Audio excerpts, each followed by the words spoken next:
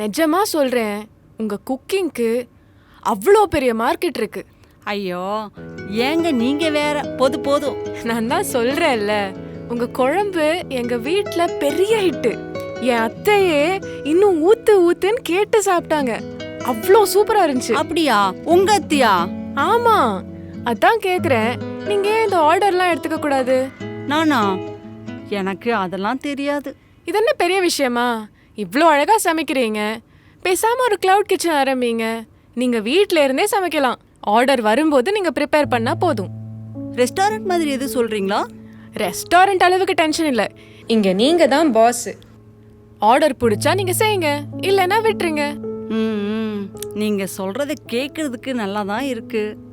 ஆனா இதெல்லாம் முடியுமா? ஏன் முடியாது? நீங்க டெய்லி வீட்ல 4 பேருக்கு சமைக்கிறீங்க, 10 பேருக்கு சமைக்க முடியாதா? ஆக்சுவலி என் தங்கச்சிக்கு வளகாப்பு வருது. அடுத்த வாரம் கேட்டரிங்கை பத்தி தான் நான் யோசிச்சுட்டு இருந்தேன். பேசாம நீங்களே பண்ணிருங்களேன். நானா? நம்ம வீட்ல பிடிக்கும், ஆனா மத்தவங்களுக்குலாம் பிடிக்குமா? அதெல்லாம் பிடிக்கும். ஒரு சிம்பிள் மெனு போதும். எனக்கு உங்க மேலையும் உங்க சமையல் மேலையும் முழு நம்பிக்கை இருக்கு. ஆனாவும் இல்ல ஆவனாவும் இல்ல. இதுதான் உங்க ஃபர்ஸ்ட் ஆர்டர்னு வச்சுக்கோங்க. நீங்க தான் பண்ணணும். என்ன சொல்றீங்க? சரி, பண்ணிரலாம். அவ்வளவுதான். மெனு யோசிச்சு வச்சுக்கோங்க, நாளைக்கு டிஸ்கஸ் பண்ணலாம். நான் வரேன்.